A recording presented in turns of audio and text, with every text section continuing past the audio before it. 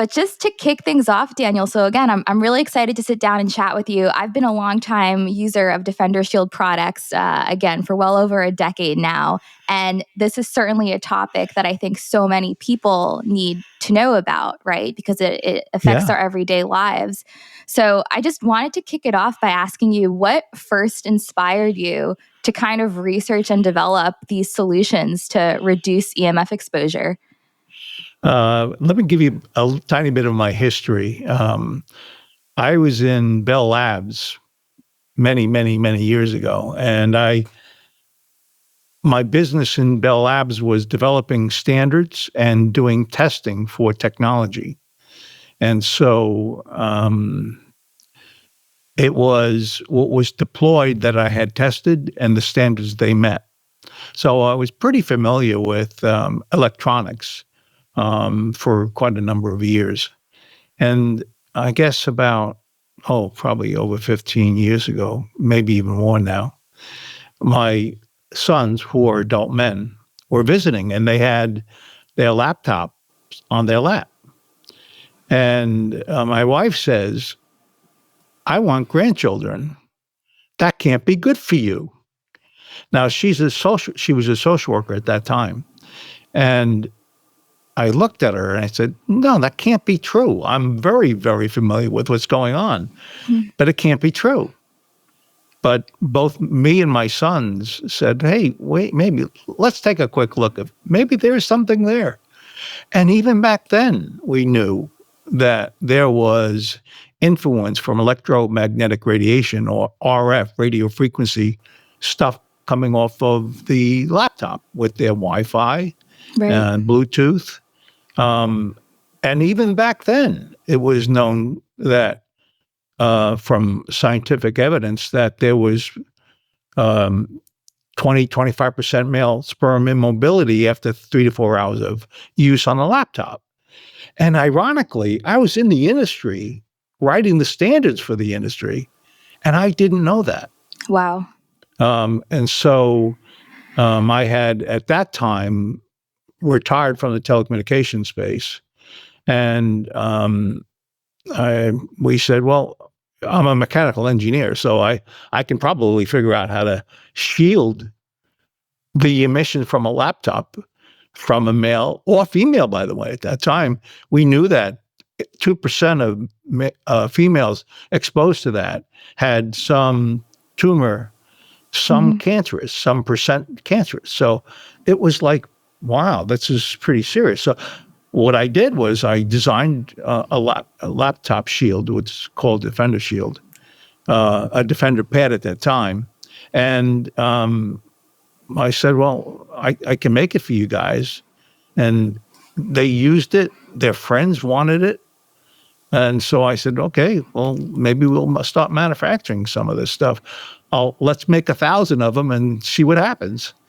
And made 1,000, and that was the start. Wow.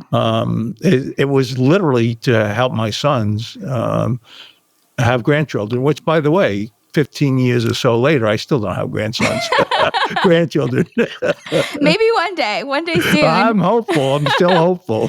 That's an incredible story. In fact, I have my Defender pad in front of me right now. I do not go anywhere without it. And it's funny, even when I'm at coffee shops, people will always ask me, like, what's that pad underneath your laptop? And then I'll go on to explain to them all about EMFs and DefenderShield and what have you. Yeah, actually, that was the big thing. I don't know if anybody would ever use it because no one knew about it as a potential danger. So I was really concerned from a business point of view. You spend a lot of money and no one uses it because they don't feel they need to. Right. Well, what's interesting about that is slowly but surely, people becoming more aware that maybe there is exposure from the electronics around us. And maybe we should think about protection. What's interesting from there, we went and we started producing the products and we're putting into the market.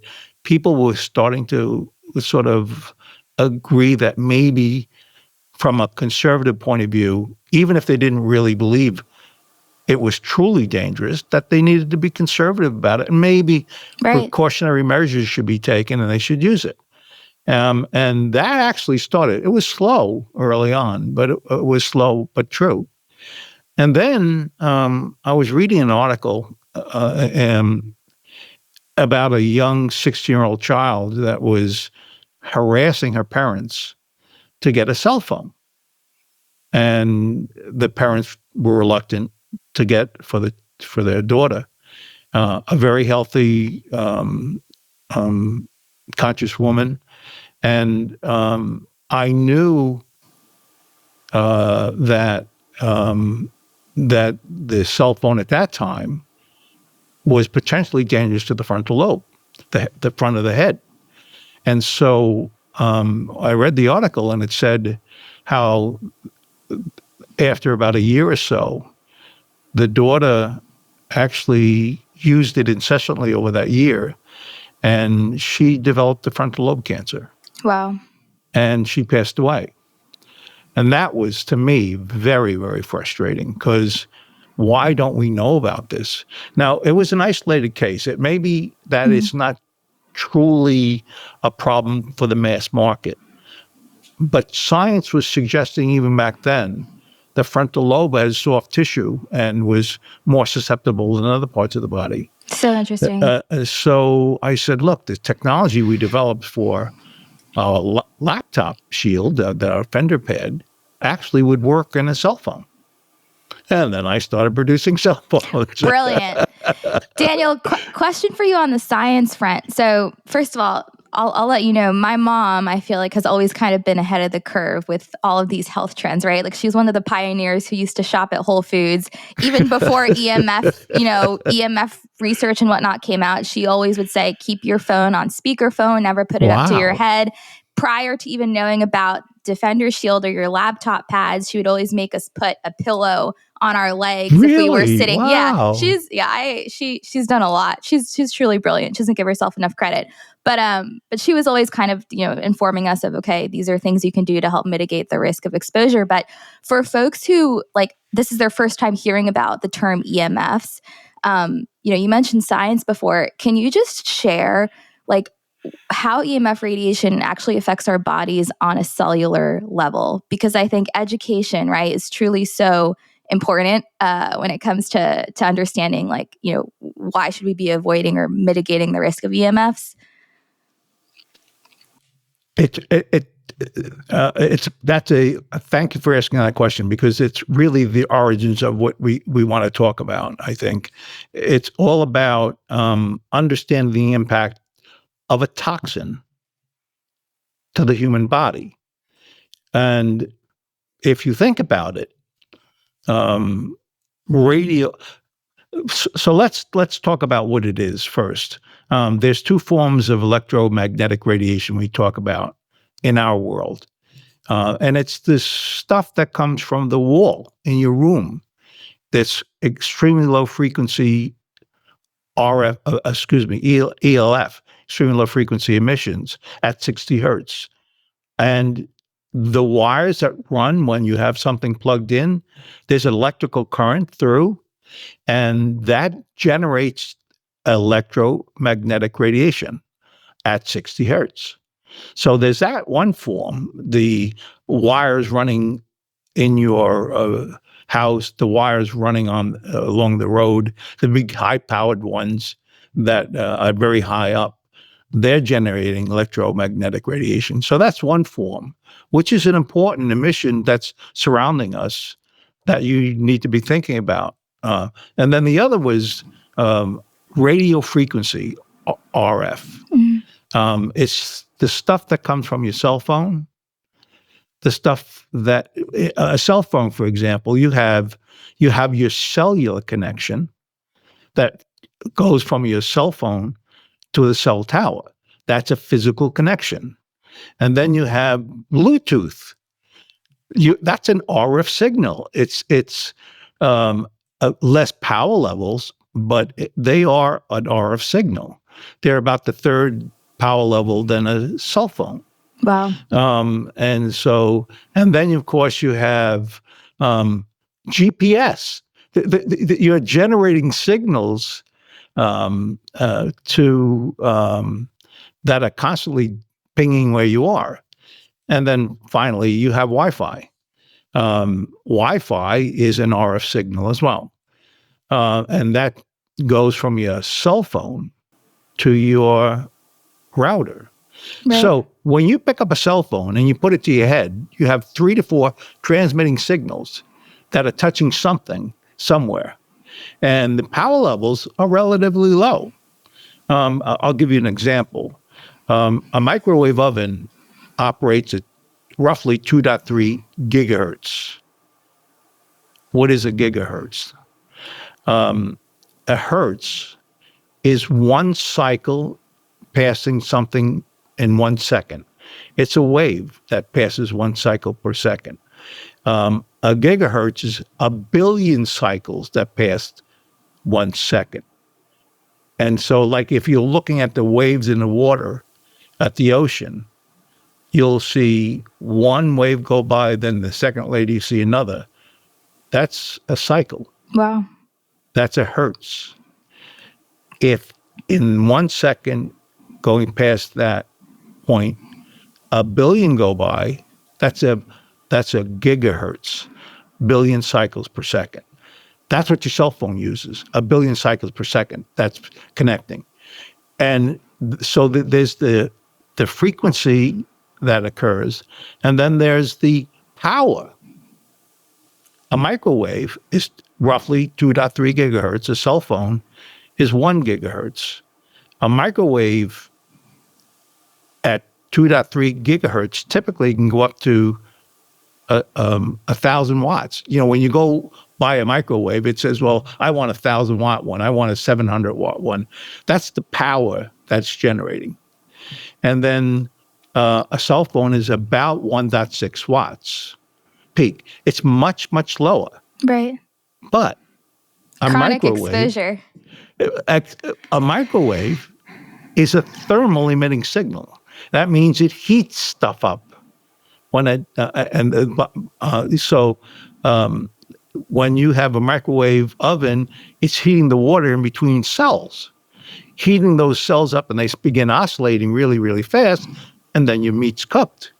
Well, that's what's happening when you put it on your own, but the power is much less. Right. However, science is pretty clear that there's evidence between external power levels at 1.6 watts influencing soft materials in our human body.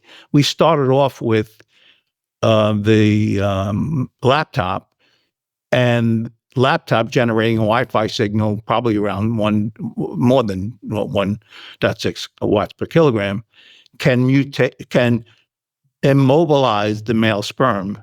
And in the case of females, less than 2% are impacted by mutated cells, but 1% of that can actually become cancerous.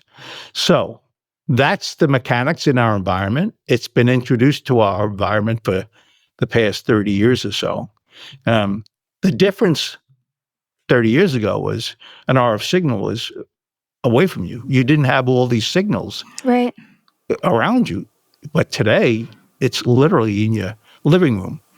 And there are a dozen in your living room. Yep. 24 in your living room. And that environment is creating problems for the human body to deal with. It's never dealt with this kind of congestion of RF signals in our environment. And that's where the problem lies. Yeah. What can it do? Well, for 10 years or so, there was an increase by 2% compounded every year of frontal lobe cancer.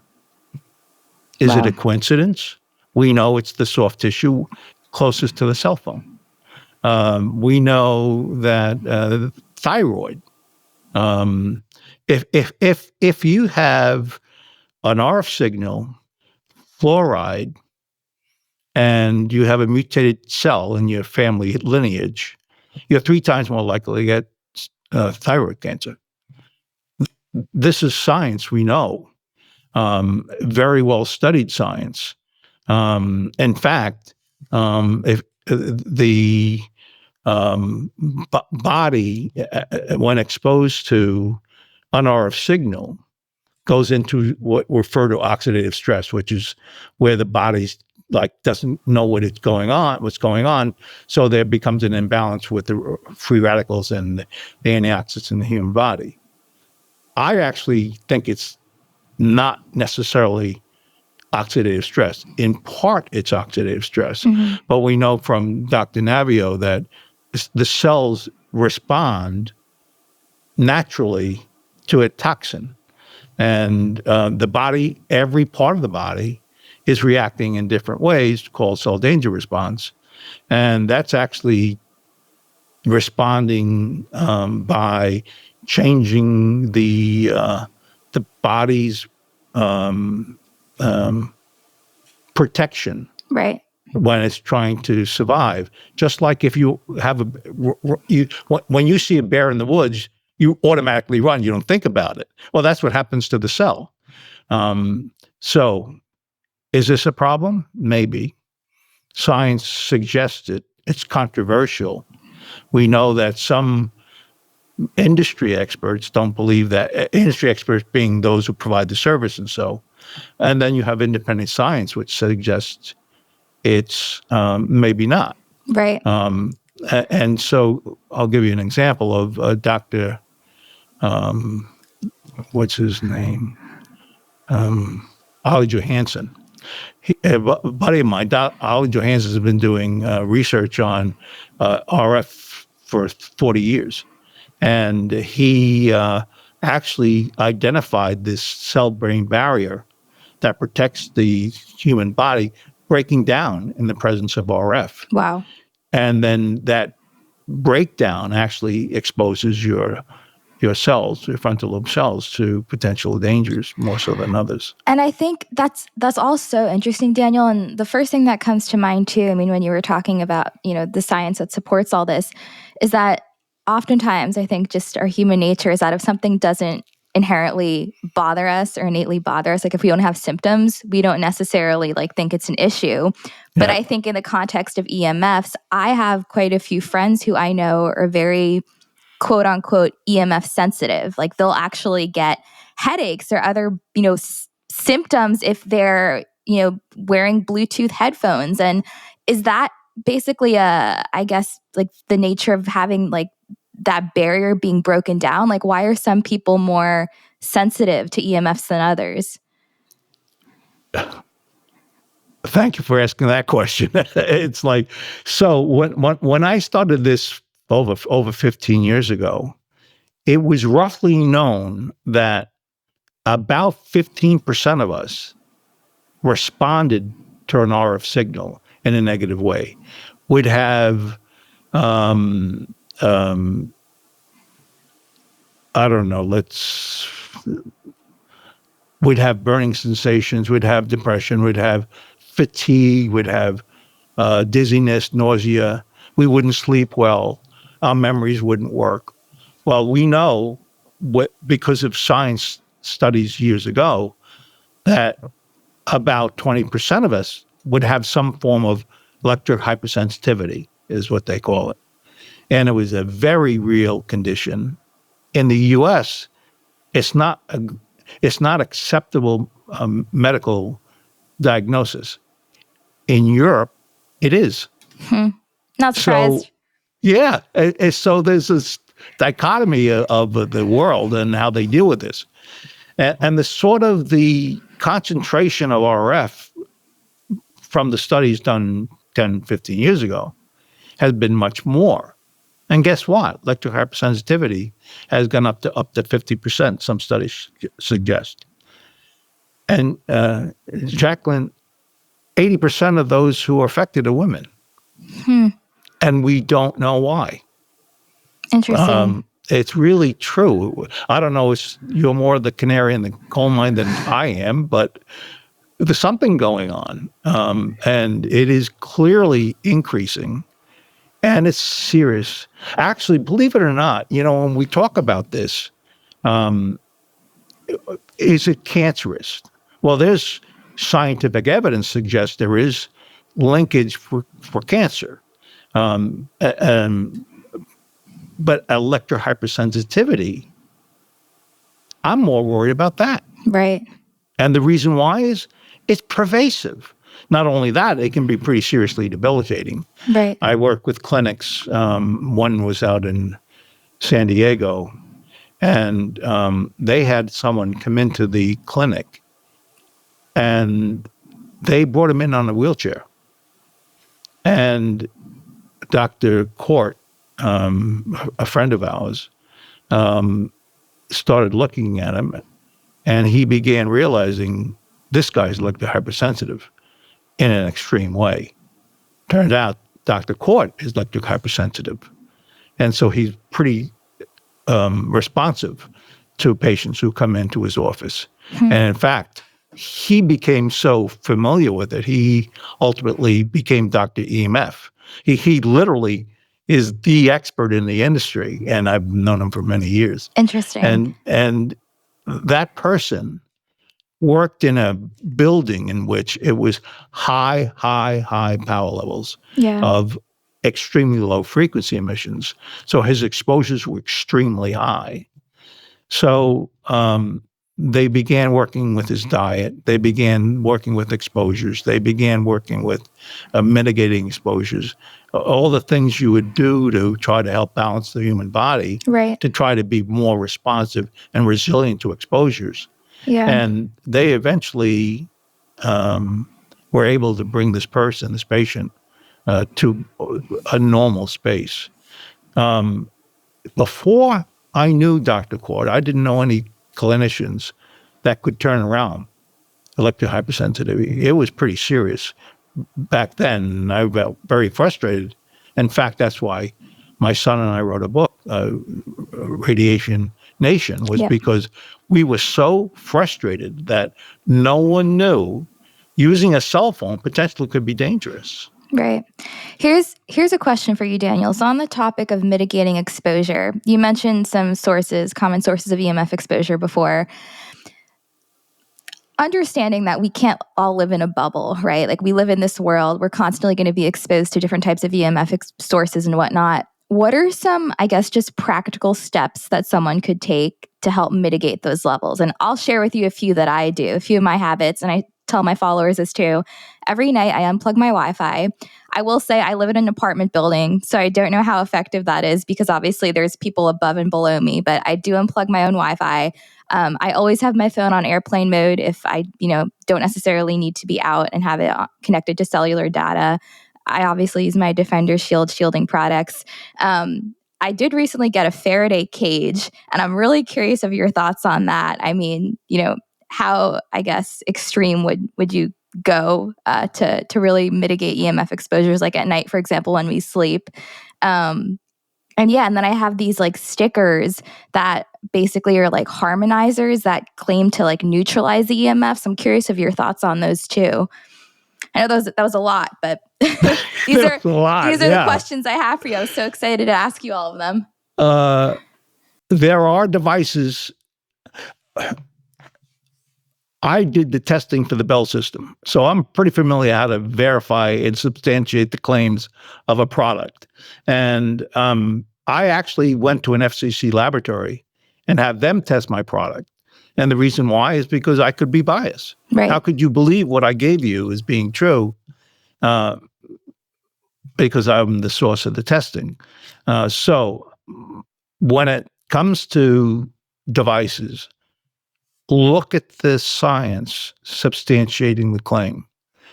And there are devices that are stickers that make claims that it mitigates emissions.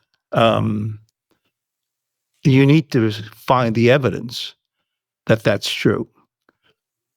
I can't find evidence on a lot of them, if not most of them. Claims are a placebo at best.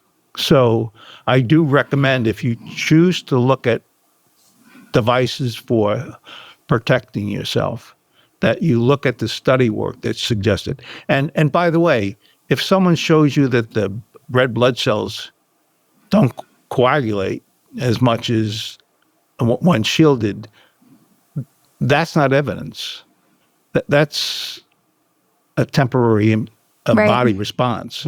And so I really do recommend you find independent studies on any of those choices. But you touched on a very important point for me, which is the environment. It's all about what you control. You don't worry about what you don't control. Mm-hmm. Like, for example, if your apartment that's adjacent to your building has a Wi-Fi signal, you don't worry about it because you can't do anything about it. Right.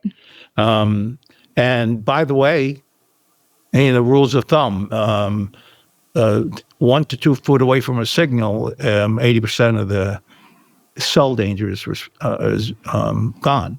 By 4 foot, it's 98. I typically recommend Interesting. 10 foot minimum for true safety. Speak on that topic too, Daniel, before I forget. What about cell towers? So when folks are moving, right, they're looking for a new home. Obviously, if there's a cell tower in the vicinity, you're probably not going to be inclined to purchase that home. But what is a quote unquote safe distance to live from a cell tower? 750 yards. Okay. Yeah, there is. So we were talking about a cell phone. Let's talk a little bit more about it. 1.6 watts is the maximum power the FCC allows, right? That was to protect the head of a user. The standard occurred over 35 years ago. They looked at 6-foot males that were in the service, and they said, how much can a signal penetrate a male? 6 foot on average. And we want to make sure that it doesn't heat up more than 2 degrees. They didn't look at any biological implications, just the thermal implication, like the microwave we talked about. Mm-hmm. And so that was what the standard that prevails even to this day. Well, it represents about 2% of the users. Wow. You have women. You have the men who 6 foot and have thick skulls, and they're very hard to deal with oftentimes as a result of it. But then you have the female, maybe not as thick-skulled, but then you have the child that's 6 years old. That signal that can penetrate, based on the standard, 2 inches into the head, goes completely through a child's head at 6 years old. And the standard doesn't reflect any biological. All of the study work over the last 15 years in independent study work is on the biological impact. When we talked about the frontal lobe, we're not talking about heating up. We're talking about a cell response. So 1.6 watts. When you're next to a cell tower, it's over 40 watts. So you really don't want to be near 40 watts. We know at 1.6 watts it's pretty serious. But at 40 watts, the exposure concern is much, much higher. That's why you don't want to be close to that. So let me go back to the other question about what do you do to mitigate?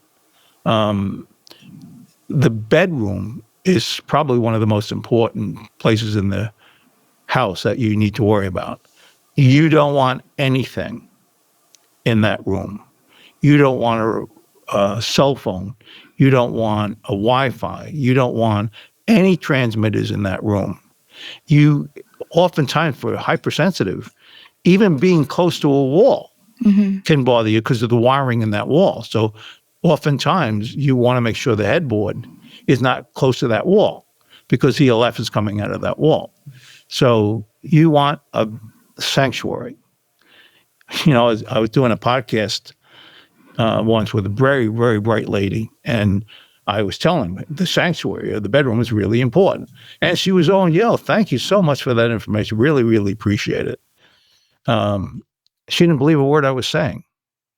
And so about several weeks later, she called me up and she said, "My husband and I, we've moved our cell phones off our tables, the night tables, and we're sleeping through the night." I said, "Of course you are, because it really does influence your body. And more importantly, it disrupts the sleeping pattern, which is when your body recovers at night. And so it's important that you create that sanctuary and that you treat it as a sanctuary for all toxins, including RF toxins. So we talked about RF, and we got so much to talk about, but when you use light, when you use a monitor in your bedroom, a tablet, and you're looking at the screen, you've heard of blue light. Mm-hmm. Well, blue light is very close to the transition point from one type of RF, one type of radiation versus another. And so it has power. So when you're looking at a monitor at night, the light is shining into, the blue light is shining into your eye, and it's playing around with the cryptochrome protein. It's actually saying, up is still, what's still light out. You don't go to sleep yet. So the melatonin and all the other things that have to occur are not occurring because you are tricking your body into believing it's still sunlight. It's the way the body responds for that since we began. And so when you use a tablet, at least an hour before, put it away. And the cryptochrome protein will do its natural thing and turn off the functions and turn on the right functions. So the sanctuary is very, very important. You take all stressors, because they are a stressor, out of the environment, and you should be safe. Now let's talk about other parts of the room. You do everything you're supposed to be doing. You're mitigating the stressor in your environment that you control when you can, turning this off, turning that off. Like with a cell phone, I don't have Bluetooth on, I don't have Wi-Fi on, I have a cell connection. Right. And I keep it over 4 foot away from me, right? Yep. The distance. And I'm always trying to be safe. When I come into the house at night, I put my cell phone at the door. I don't bring it into the house. It's just a precautionary measure I just have in my own home. I have my whole house Ethernet wired. Wow. I don't use That's Wi-Fi. the goal, Daniel. That's the goal. Yeah, that's what you want to do. You want to mitigate it. In fact, I talk about this, Jacqueline, as bees in the room. One bee won't kill you unless you're allergic. 1,000 will. Mm-hmm. Well, think about the bees in the room, the RF bee. Your cell phone had 3 of them. Turn 2 of them off, you have 1. So you simply turn them off. Yeah. If you don't need them in that room. And that helps you and your body deal with those exposures. It reduces the level of exposures. And that's a good thing to do as a general practice. Right. And you don't panic when you have a transmitter on the wall outside where you're terminating power. Everyone has the meter concerns.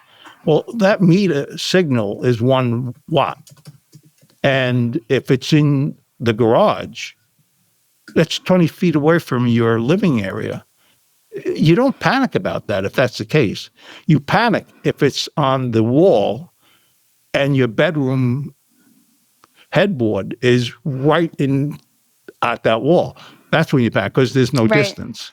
So you don't panic about this stuff, but you try to mitigate it where you can. No, I couldn't agree more. And Daniel, I mentioned before Faraday cages. What are your thoughts on those? I have one. I have yet to use it and set it up because it's a little complex, but I'm intrigued to potentially give it a shot. But what are your thoughts on those?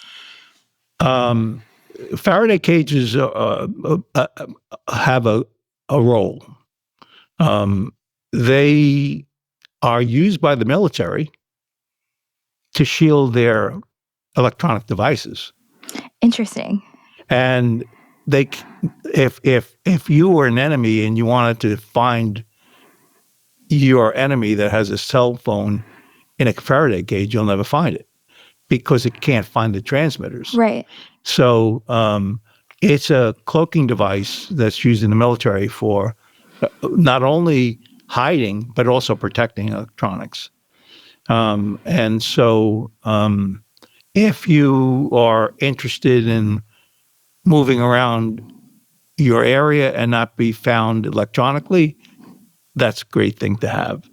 If you're looking to protect yourself from the emissions, you can take that cell phone or any other device you have, and you can put them anywhere else outside the room you're in, and that's as much protection as Faraday cage will give you. Right? Interesting.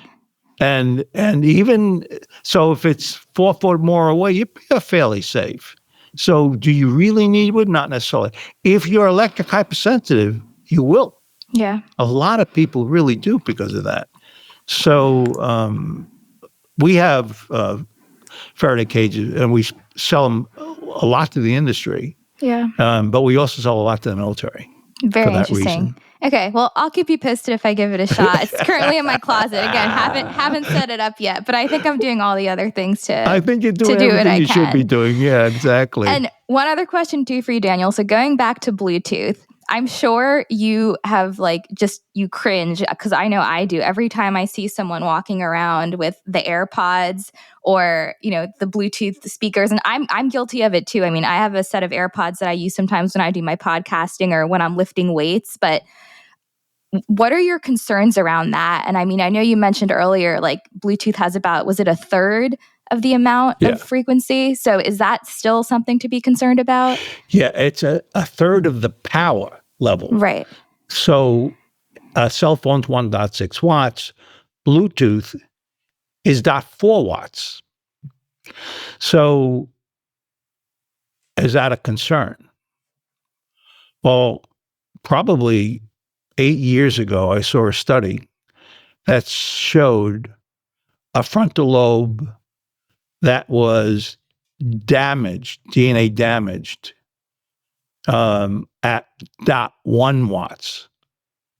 0.1. So that's 15 times less the power level of a cell phone, and 5 times the power level of a Bluetooth. So is that a problem? I would never use Bluetooth for that reason alone. You're really better off with earbuds that are wired. Earbuds are even better if they're acoustical couplings between the earpiece itself and the speakers to eliminate it completely. Interesting. And it's the time domain. So you should find protection by putting stuff far away from you as possible. The other is the duration of exposure.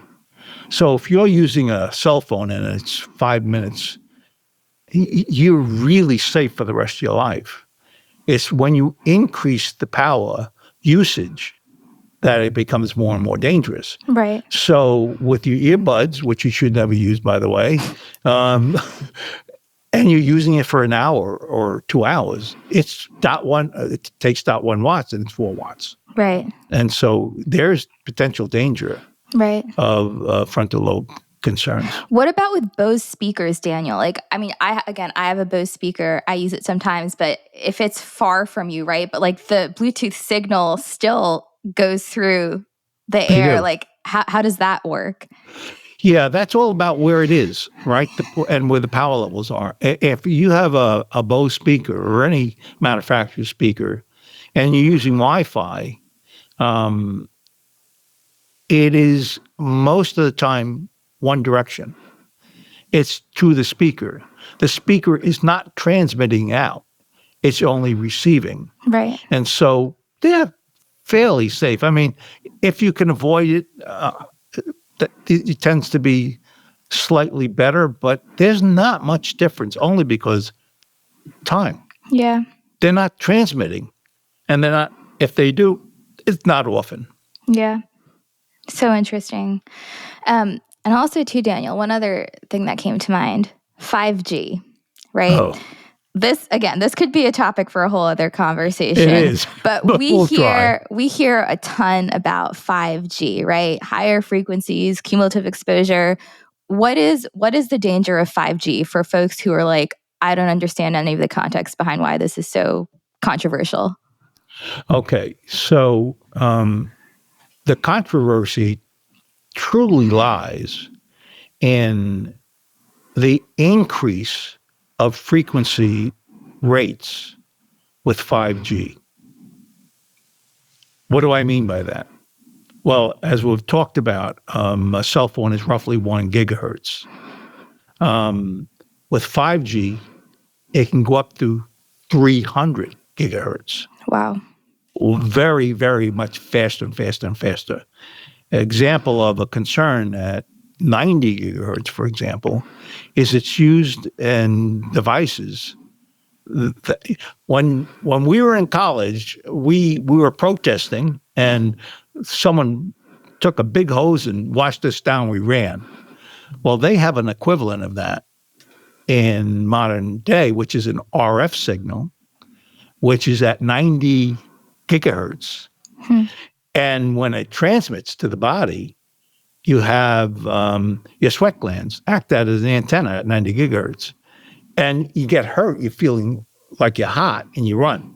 So that's the modern version of that. In other words, when you get higher rates, we really don't know what's going on, but we do know in some it does impact the human body. So the big concern is we don't know much. We have suspicion that these higher rates can be dangerous. Yeah. And we got to be worried about that. Most of the transmission you hear about today in 5G is not those high rates. Most of it is around 1 gigahertz or less, believe it or not. So it's all about the same stuff that's been out there, which is not necessarily good. It's just adding more to it. Yeah. Now, that there's a difference when you talk about the service to your house. There is a distribution kind of configuration with 5G that you put a tower right in front of your house. Why? Because the transmission of 5G above 40, 50 gigahertz can't go very far. A cell tower goes 4 or 5 miles.